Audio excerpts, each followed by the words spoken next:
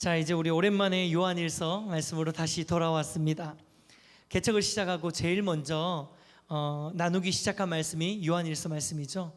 이 말씀으로 우리가 개척을 시작을 했는데, 왜 요한일서 말씀으로 개척을 시작했는지는 이미 나누었습니다. 이 요한일서의 가장 중심되는 두 가지 내용은 뭐냐면, 우리가 하나님을 사랑해야 한다는 것입니다. 아멘. 그리고 두 번째는, 하나님을 사랑하는 자는 그 하나님을 사랑하는 것이 우리 삶 가운데 형제를 사랑하고 내 이웃을 사랑하는 것으로 당연하게 이어지는 것이, 그것이 하나님을 정말 사랑하는 사람의 삶의 열매이고, 그것이 하나님을 사랑한다는 증명이다, 증거이다 라고 이야기하는 것이 요한일서의 핵심적인 두 가지 메시지입니다. 근데 저는 이 메시지가 우리 시작되어지는 예배인 교회에 너무너무 필요한 말씀이라고 느꼈기 때문에 요한일서 말씀을 강해를 개척을 시작하면서 진행을 하게 되었는데요. 물론 중간중간에 그때그때마다 성령님께서 또 새로운 구절들을 주시고, 또 새로운 마음을 나눌 때에는 저희가 다른 구절들을 또 선택하기도 했지만, 우리가 계속해서 요한일서를 지금 살펴보고 있는 상황입니다. 이제 개척이 4개월이 벌써 훌쩍 지났어요. 야, 이제 언제 개척을 했나 싶은데 벌써 4개월이 지났고, 오늘 19주. 굉장히 많이 지났죠. 이렇게 지나다 보면은 어느 틈엔가 막 52주, 1년이 후딱 이렇게 지나갈 것 같은 그런 생각들도 해보게 됩니다. 근데 4달 동안 우리가 18주, 19주 동안 지나오면서 정말 하나님께 너무너무 감사한 것들이 너무 많습니다. 우리 교회를 생각하면 정말로 하나님께서 하나님을 더 많이 사랑하게 하셨고, 또 그 하나님의 사랑으로 우리 공동체 서로서로를 사랑하는 그 사랑의 열매들이 우리의 모습 안에, 우리 교회 안에 4개월 동안 굉장히 많이 맺어지고 있는 줄 믿습니다. 아멘. 특별히 우리 성도님들 가운데 얼마나 이런 사랑들이 많이 흘러가고 있는지 몰라요. 우리 작년 성도님들은 특별히 우리 청년들을 너무너무 사랑해서 정말 많이 아껴주시고 또 예뻐해 주시고, 또 어떤 분들은 매주마다 혼자 살고 있는 청년을 위해서 반찬을 매일 해와서 매주마다 반찬을 이렇게 주기도 하고요. 또 어떤 분들은 이렇게 차를 매주마다 태워가지고 또 라이딩 해주시기도 하고, 또 예쁜 옷을 선물해 주시기도 하고, 그리고 심지어 우리 서성원 성도님은 남자인데도 불구하고, 남자분이신데도 아줌마도 하기 힘든 반찬, 나물 반찬을 막 이렇게 아침 일찍 해가지고 이거 우리 청년 줘야 된다고 아침 일찍 일어나가지고 손수 나물 반찬을 다 해와가지고 그걸 주시기도 하고, 이런 하나하나가 우리가 요한일서 말씀을 통해서 나누었던 것처럼 말과 혀로만의 사랑이 아닌, 뭐라고 했죠? 행함과 진실함의 사랑을 우리가 삶을 통해서 보여주고, 실제로 그러한 말씀을 구현해내는 삶을 우리가 살고 있다는 것이, 그것이 참 은혜인 것 같습니다.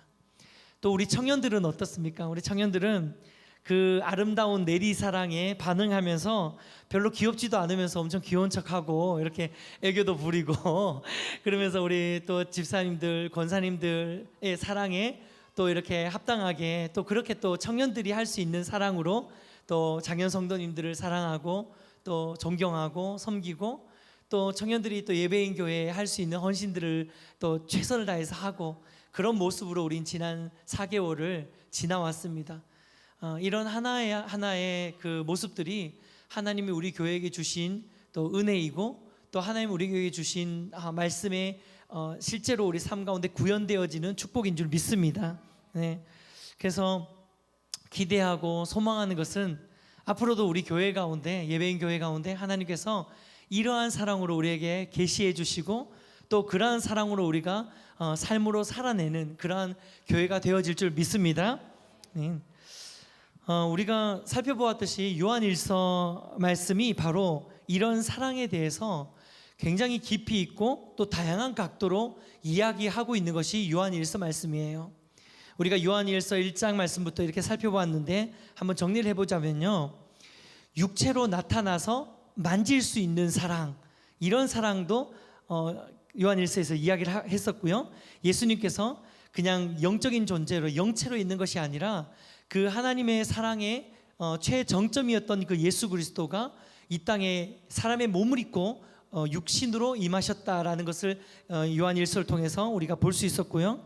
두 번째로는 또 빛 가운데 계신 사랑을 이야기했었죠. 정말 하나님의 사랑은 어둠이 아니라 빛 가운데 거하는 것이다.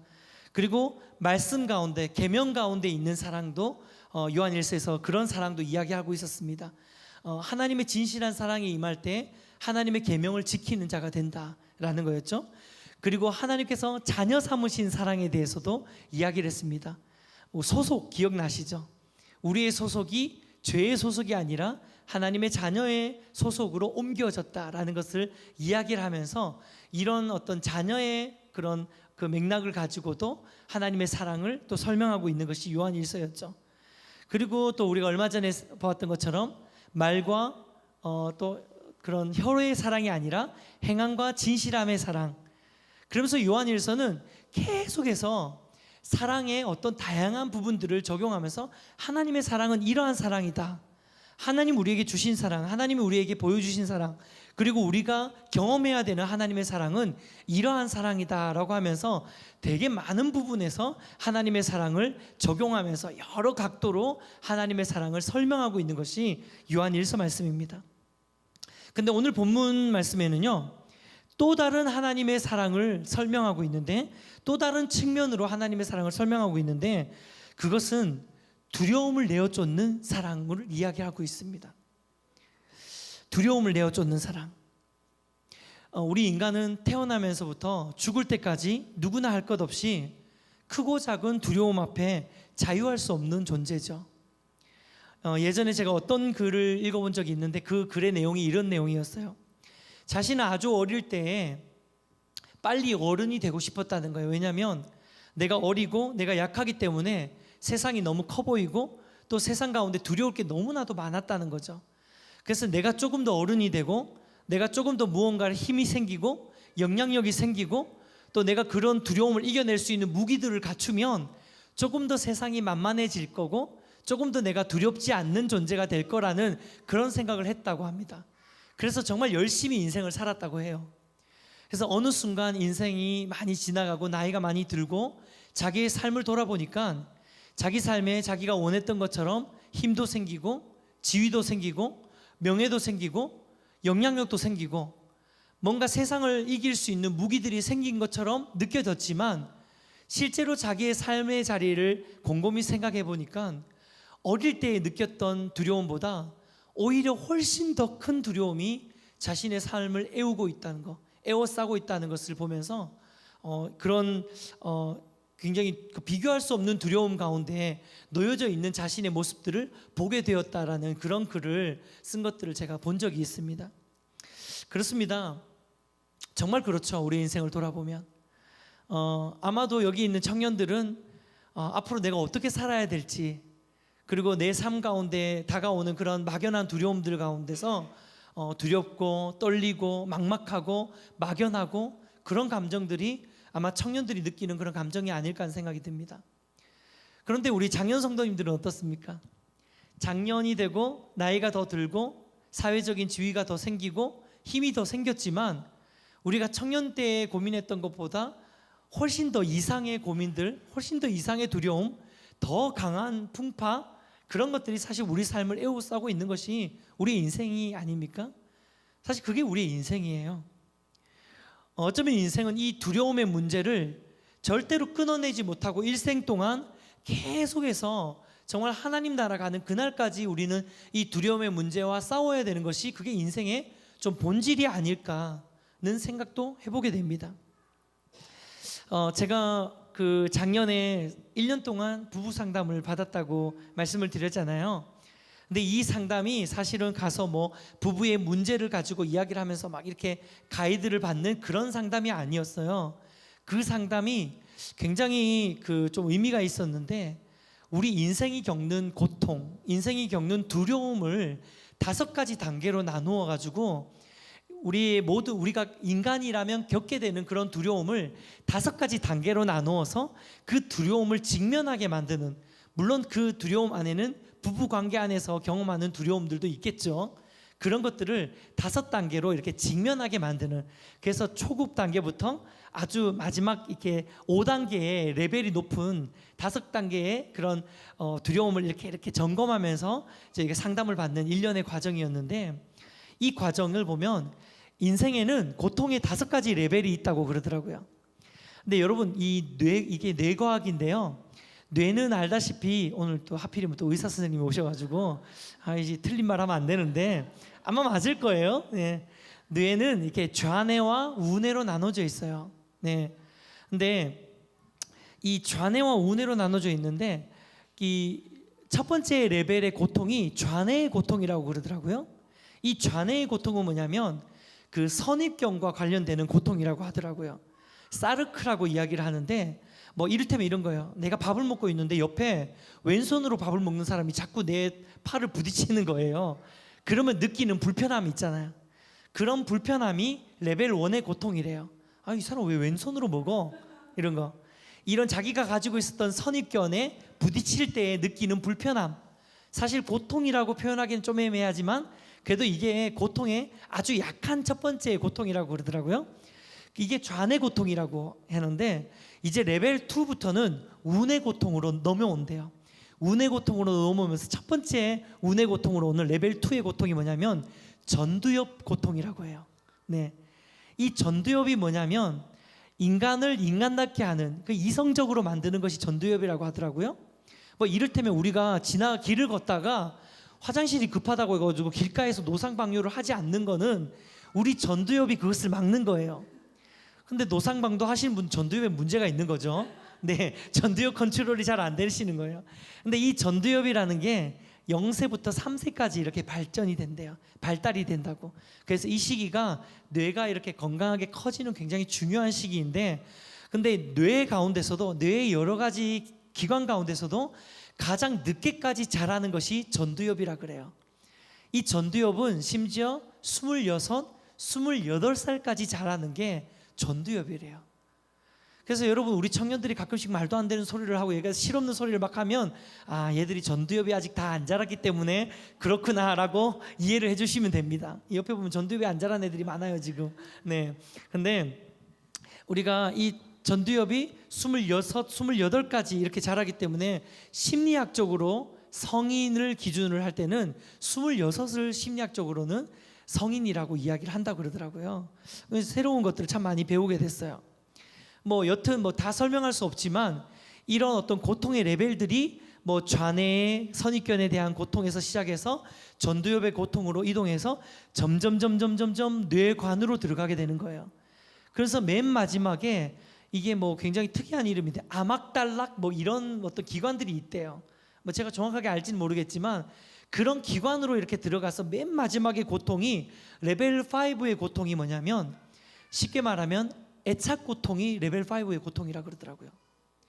이 애착 고통은 뭐냐면 가장 사랑하는 사람을 잃어버리는 것, 가장 사랑하는 사람으로부터 배신당하는 것, 내가 가장 귀하게 여겼던 것을 잃어버리는 이 상실감, 이것이 바로 레벨 5의 고통이라고 하더라고요. 애착 관계에서 오는 고통. 이를테면은 배우자가 사별했다든지, 아니면 내 자녀가 먼저 세상을 떠났다든지, 이런 고통, 내 부모님이 세상을 떠났다든지, 아니면 사랑하는 연인과 헤어졌다든지, 이것은 내가 죽을 수도 있는 고통이라는 거예요. 그래서 이런 고통을 경험한 사람들, 실제로 연인들 같은 경우에는, 저희들 같은 경우에는 그건 헤어졌다고 세상의 절반이 남자인데 절반이 여자인데 헤어졌다고 왜 목숨을 끊어? 라고 생각하지만 실제로 자기의 목숨을 내어놓을 만큼의 고통이 바로 이 레벨 5의 애착 고통이라고 이야기를 하더라고요. 사실 이 고통을 이렇게 오랫동안 이야기할 건 아니었지만 하다 보니까 재밌어가지고 제가 이야기를 드린 거고요. 네, 또 의사 선생님 왔으니까 제가 좀 아는 척 하려고 이렇게 좀 했는데, 어쨌든 제가 말씀드리고 싶은 거는 이 레벨 5에 있는 여러 가지 고통이 있는 것처럼 이 인간은, 인생이라는 것은 끊을래야 끊을 수 없는 이 고통과 두려움, 이 두려움의 문제들을 계속 안고 살아갈 수밖에 없는 존재라는 것입니다. 이렇게 좀 어려운 이야기, 학문적인 이야기를 굳이 하지 않아도 여러분 어떻습니까? 저와 여러분의 삶을 이렇게 돌아보더라도 우리가 때때마다 우리가 인생 가운데서 끊을 수 없는, 자유할 수 없는 감정 중에 하나가 바로 두려움이라는 감정입니다. 그리고 다른 어떤 감정보다도 훨씬 더 공감할 수 있는 감정이 바로 두려움이라는 감정이 아닐까 하는 생각이 듭니다. 근데 오늘 본문 말씀이 중요한 게 바로 여기 있습니다. 왜냐하면 오늘 본문 말씀은요, 바로 이러한 인생의 두려움에 대한 하나의 성경의 아주 진리의 열쇠를 제공하고 있기 때문이에요. 오늘 본문 말씀을 천천히 한번 다시 좀 살펴보았으면 좋겠는데요. 본문 16절 말씀 함께 보겠습니다. 16절에 보면요, 하나님이 우리를 사랑하시는 사랑을 우리가 알고 믿었노니라고 시작을 합니다. 근데 여기에서 이 16절 말씀에서 이 4장 전체를 다 아우르고 있는 중요한 단어 3가지를 좀 찾을 수 있는데요. 4장에 보면은 굉장히 많은 단어들이, 똑같은 단어가 반복되는 것을 여러분 찾을 수 있어요. 나중에 대구로 가셔가지고 요한일서 4장을 한번 펴보셔서 이 색연필을 가지고 반복되는 단어를 한번 이렇게 색깔을 한번 칠해보세요. 굉장히 많이 사도 요한이 의도를 가지고 똑같은 단어를 반복하고 있다는 것을 발견하게 됩니다. 그 똑같은 단어 3개가 뭐냐면 하나님, 사랑, 알다라는 뜻입니다. 안다라는 단어예요. 이 동사가 계속 반복돼요. 하나님, 사랑, 안다, 알고, 안다라는 이 동사를 엄청나게 반복하고 있는데, 얼마나 반복하냐면요, 4장 안에 하나님이라는 단어가 30번 반복돼요. 그리고 사랑이 31번이 반복됩니다. 진짜 많이 반복된 거예요. 매 구절마다 사랑이 있다고 해도 과언이 아닐 정도예요. 그리고 안다라는 동사가 무려 7번이나 반복되고 있습니다. 굉장히 많은 경우를 반복하고 있다는 거죠. 물론 이 사도 요한이 의도를 가지고 이 단어를 반복하고 있는 이유가 있습니다. 뭐냐면요, 여러분 기억나시는지 모르겠는데 요한 1서 말씀의 배경을 이야기하면서 제가 영지주의자들에 대해서 이야기를 드린 적이 있죠. 네. 하나님께서 그 아들 독생자 예수 그리스도를 이 땅 가운데 육신으로 보내시고 십자가에 달려 죽으시고, 누구든지 그를 믿는 자는 온전한 참 사랑을 경험하게 되고 그 사랑으로 구원의 열매를 얻게 되며 또 그 사랑으로 인해서 형제를 사랑하게 된다는 것이 요한일서의 메시지였는데, 그 당시에 그 영지주의자들, 이단들이 어떻게 예수님이 하나님의 아들이신 예수님이 이 천박한 육신으로 오게 되냐, 말도 안 된다라고 하면서 예수님은 그냥 이렇게 영체인데 보여진 것이다, 이게 가연설이라 그러거든요. 예수님이 육신이 아니라 그냥 영적인 존재인데 육신인 것처럼 그냥 보여진 거다라고 이야기를 하는 그런 영지주의 이단들이 있었습니다. 그런데 사도 요한이 그런 영지주의 이단들을 이렇게 책망하고 영지주의 이단들의 논리에 반증하면서 이야기하는 것이 뭐냐면, 영지주의 이단자들이 하나님을 안다고 하면서도 그들의 삶 가운데 사랑하는 삶을 살지 않고, 또 무엇보다도 하나님의 사랑의 결정체인 예수 그리스도가 육신으로 오심을 부인하는 것을 책망하면서, 아니다, 우리가 하나님을 알고 하나님의 사랑을 알고 또 하나님의 사랑이신 예수 그리스도를 우리가 알고 믿었다라고 이야기를 하고 있는 거죠.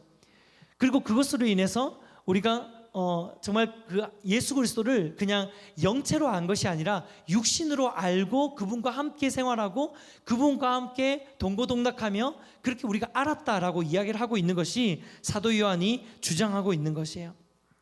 그래서 본문에서 하나님이 우리를 사랑하시는 사랑이라고 이야기하고 있는데, 이것은 곧 예수 그리스도를 의미하는 것이거든요.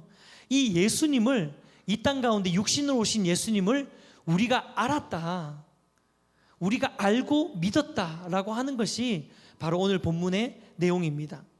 17절 말씀 넘어가 보면요, 17절을 보면 이로써 사랑이 우리에게 온전히 이루어진 것은 우리로 심판날의 담대함을 가지게 하려 함이니라고 말씀하시는데, 이것은 예수 그리스도의 십자가의 사랑으로 구원을 받은 우리는 죽음 후에 그 심판대 앞에도 담대하게 설 수 있는 자가 될 것이다 라는 것을 이야기를 하면서 당시의 교회를 격려하고 담대함을 가지라라고 이야기를 하고 있는 것입니다. 우리에게도 이러한 담대함이 있을 줄 믿습니다. 네. 우리 마지막으로 18절 말씀 한번 볼까요? 사랑 안에 두려움이 없고 온전한 사랑이 두려움을 내쫓나니 두려움에는 형벌이 있음이라. 두려워하는 자는 사랑 안에 온전히 이루지 못하였느니라 라고 결론적으로 사도 요한이 말씀을 하고 있는 것입니다. 특별히 이제 오늘 본문에서 이 두려움이라는 단어를 좀 함께 살펴보았으면 좋겠는데요, 여러분, 이 두려움에 해당하는 헬라어 단어는 포보스라는 단어예요. 근데 이 포보스라는 단어는 두 가지 종류의 두려움에 다 사용되어지는 단어입니다. 그게 뭐냐면 첫 번째로는 하나님을 향한 경외감, 어우라고 하거든요. 하나님을 향한 이 경외감을 표현하는 두려움, 경외감이라는 것도 두려움이잖아요. 이 두려움도 포보스라는 헬라어 단어로 사용합니다. 그런데 반대로 죄인들이 느끼는 두려움, fear라고 하는 이 감정, 이 두려움도 동일한 단어, 포보스라는 단어로 설명하고 있어요. 기록하고 있어요. 예를 들자면 사도행전 9장 31절의 하반절에는 이런 말씀이 나옵니다. 주를 경외함과 성령의 위로로 진행하여 수가 더 많아지냐. 주를 경외한다라고 할 때도 포보스라는 단어가 기록되고 있어요. 로마서 8장 15절 말씀 한번 보겠습니다. 같이 읽어볼까요? 시작. 여기서 사용하는 포보스는 부정적인 의미죠. 앞에서 이야기한 포보스는 긍정적인 하나님을 경외하는 포보스인데, 여기서는 무서워하는, 두려워하는 포보스를 이야기를 하고 있어요. 이 두 구절에 사용된 동일한 단어가 다 두려움이라는 단어인데 이게 포보스라는 단어예요. 저는 이 말씀을 묵상하면서 성령님께서 제 마음 가운데 좀 조명해 주시는 깨달음이 있었어요. 사실 우리 인생은 앞에서도 말씀드린 것처럼 모든 인생은 두려움의 문제들을 다 가지고 있고요. 또 그 두려움의 문제가 그 각 사람마다 다 너무나도 다른 종류의 두려움들을 우린 다 가지고 있습니다. 누군가가 느끼는 두려움과 고통과 아픔이 너무나도 선명하고 또 너무나도 다 다르기 때문에 이것을 선명하게 또 분명하게 정의해주고 해결해주기가 정말 쉽지 않는 것이 이 두려움의 문제인 것 같아요. 이 두려움이라는 것이 모두에게 다 비슷비슷한 종류라면은 그것에 대해서 정확하게 정의 내려주고 선명하게 해결책을 제시해 줄 수 있겠지만, 사실 각자가 느끼는 두려움들은 다 다르다는 거예요. 같은 상황에서도 각자는 다 다른 두려움들을 느낄 수밖에 없습니다. 이번 주만 해도 제가 그 우울증 가운데 있는, 고통받고 있는 굉장히 많은 분들이 이번 주에 무슨 날 잡았는지 정말 많은 분들이 저에게 연락이 오시고, 또 저희 교회를 또 궁금해 하시면서 오시는 분들 중에서도 좀 우울증을 고백하고 이렇게 오시는 분들도 있더라고요. 그래서 우울증으로 인해서 또 두려움 가운데, 고통 가운데 있는 굉장히 많은 분들의 이야기를 제가 듣게 되었어요. 근데 정말 한 분 한 분이 다 다른 상황과 환경과 이유들로 인해서 두려움 가운데 처해져 있고 힘겹고 어려운 시간들을 보내고 계신 분들이더라고요. 근데 그런 분들과 이렇게 이야기를 하고 대화를 나누다 보면 저 역시 그런 상황 속에서 섣불리 뭔가 이 두려움을 해결해 줄 수 있는 해결책을 제시해 주기가 너무나도 어려운 걸 느낍니다. 왜냐하면 우울증 가운데 고통하고 있는 사람들 이야기를 들어보면 다 다르더라고요. 다 다른 내용들이고 다 다른 고민들이고 다 다른 아픔들이기 때문에 당신의 우울증은 이런 문제이고 이렇게 해서 이렇게 하면 다 풀어집니다 라고 이렇게 말씀드리기가 사실 쉽지 않은 거죠. 각자가 느끼는 두려움이 다 다릅니다. 하지만 오늘 말씀에서 우리는 각자가 겪고 있는 그 다 다른 두려움을 극복해낼 수 있는 구체적인 방법을 찾을 수는 없어요. 우리가 이 말씀을 가지고 이것이 두려움을 해결할 수 있는 이 방법입니다, 모든 두려움은 이 방법으로 다 한 방에 끝냅니다 라고 할 수 없지만, 적어도 오늘 이 말씀을 통해서 우리가 두려움의 상황 속에 우리가 붙들고 바라보아야 할 방향이 어딘지는 우리가 선택할 수 있다고 믿습니다. 저는 그것이 오늘 본문에서 말하고 있는 18절에서 말하고 있는 온전한 사랑이라고 생각합니다. 우리가 하나님을 온전히 사랑한다는 것은 곧 하나님을 경외하는 것이잖아요. 하나님을 두려워하는 것입니다. 이것이 참 재미있는 게, 세상 속에서 느끼는 그 두려움은 하나님을 경외하는 두려움으로 우리의 방향이 바뀌어질 때에 세상에서 느끼는 두려움이 내어 쫓아져진다고 18절 말씀에서 이야기를 하고 있는 것이죠. 다른 말로 이야기하자면 두려움은 경외함으로 쫓아내야 된다는 것입니다. 두려움은 두려움으로 쫓아내야 된다는 것이에요. 창세기에 보면은 이 두려움의 근원을 좀 찾을 수 있거든요. 창세기 3장 8절에서 10절 말씀 함께 좀 같이 읽어봤으면 좋겠습니다. 창세기 3장 8절에서 10절입니다. 시작.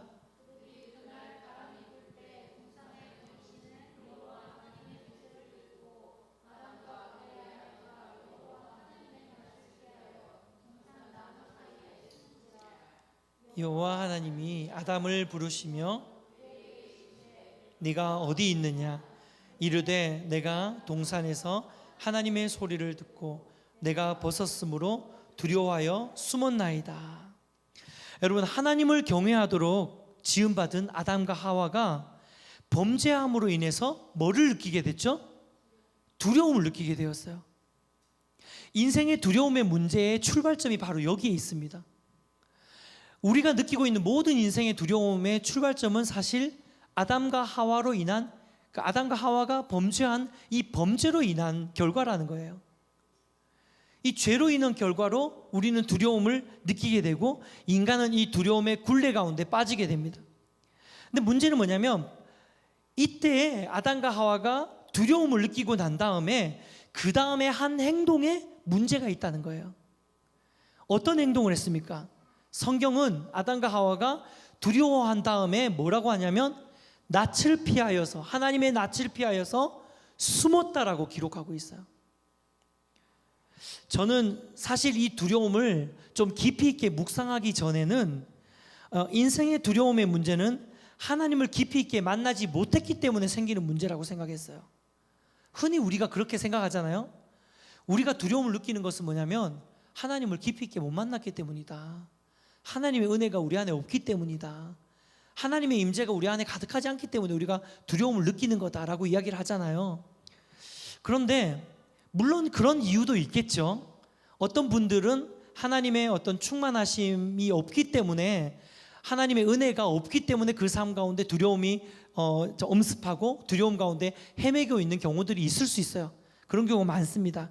그런데 과연 모든 경우가 다 그럴까라는 생각을 해보게 됐어요. 특별히 제가 두려움과 고통 가운데서 힘들어하시는 분들을 한 분 한 분 그런 성도님들을 만나서 이렇게 이야기를 나누고 교제하다 보니까 이게 다가 아닐 수 있겠다는 생각이 들더라고요. 실제로 우울증을 겪고 있는 분들의 이야기를 들어보면 이분들이 이런 이야기를 해요. 목사님, 제가 영적으로 이렇게 막 엄청 다운돼 있을 때 두려움이 온다면 내가 이게 영적인 문제구나 라고 느끼겠지만 그게 아닐 때가 있다는 거예요. 내가 영적으로 너무 충만한데, 너무 충만하게 잘 지내고 있는데 갑자기 그분이 훅 오시는 거예요. 네. 그러면서 한도 끝도 없이 깊은 나락으로, 절망의 나락으로, 두려움의 나락으로 빠져버리고 두려움 가운데 함몰돼 버리는 게 그게 우울증이라고 이야기를 하더라고요. 이걸 보면서 우리가 영적으로 이렇게 충만한 상황 가운데 있을 때도 두려움이 찾아올 수 있구나 라는 생각들을 하게 됐어요. 그래서 저는 이 두려움이라는 게 죄의 결과라고 생각합니다. 그래서 죄된 인간의 어떤 인간의 속성 안에 이게 끊을 수 없는 어떤 두려움의 고리들이 있는 거죠.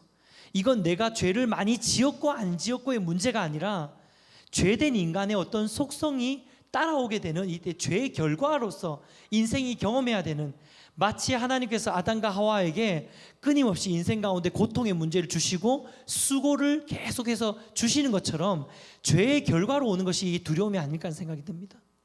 근데 이 두려움이라는 것이 내가 죄를 많이 지었기 때문에 두려움이 갑자기 찾아오고 죄를 적게 지을 때 두려움이 안 찾아오는 게 아니라는 거예요.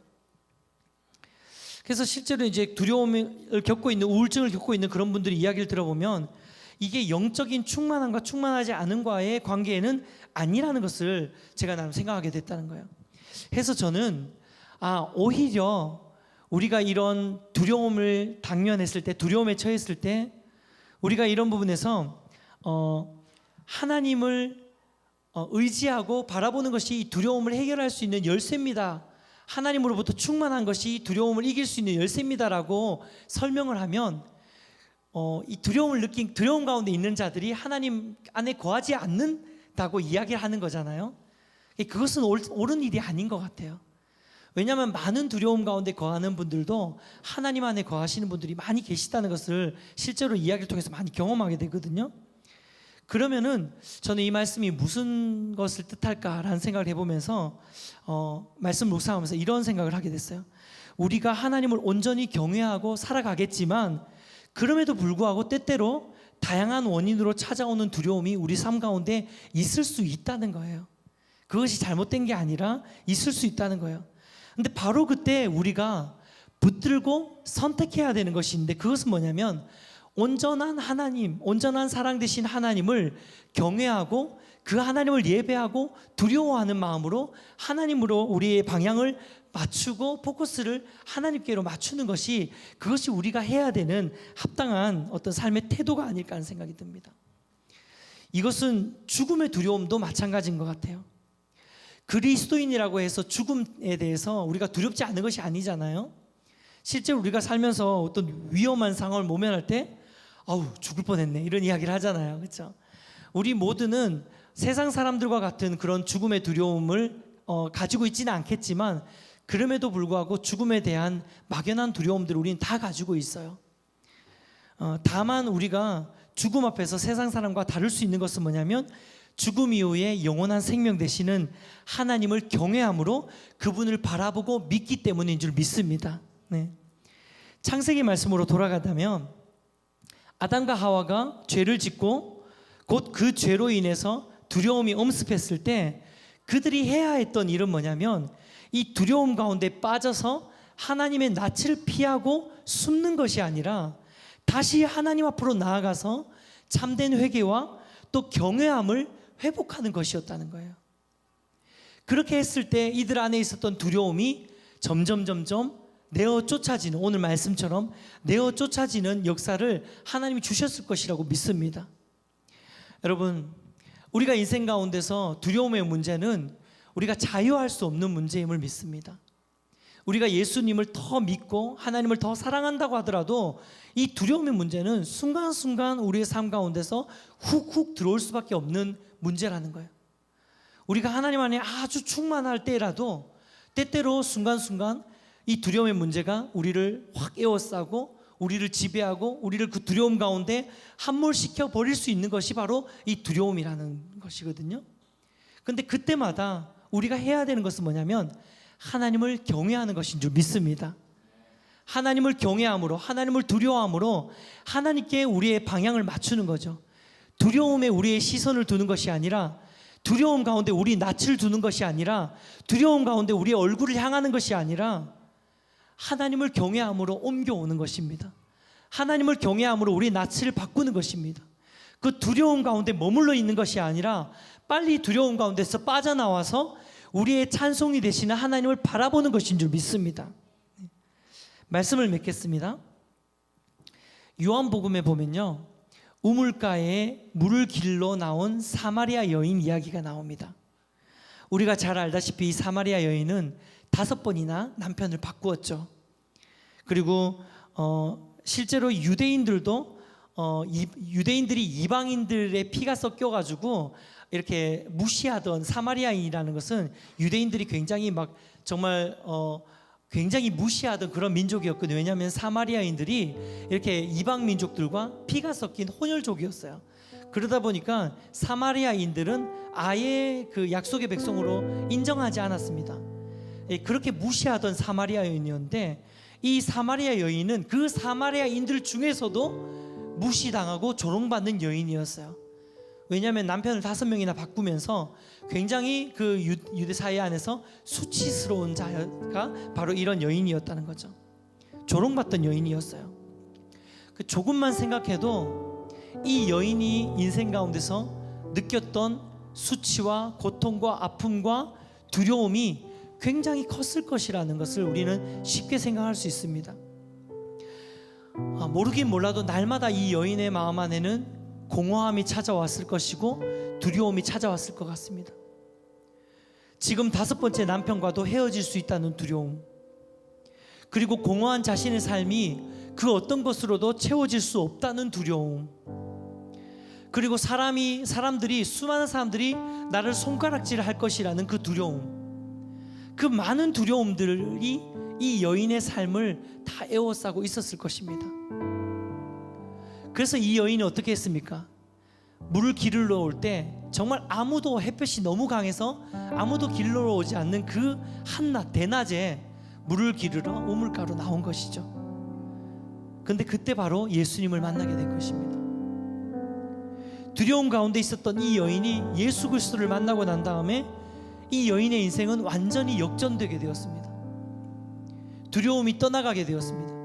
수많은 사람들을 향한 두려움이 떠나가게 되었고, 자기 자신을 향한 두려움조차도 떠나가게 되었고, 그 순간 이 여인은 그 물 웅덩이를 버려두고 자신의 목마름 공허함을 해갈시켜 줄 것이라고 믿었던 그 웅덩이 물동이를 버려두고, 자들을 조롱하고 자기를 무시하던, 두려워 피했던 그 사람들에게 달려가서 와보라고, 여기 예수 그리스도가 있다고, 여기 예수님이 계시다고 선포하는 사명자의 인생으로 변화되어진 줄 믿습니다.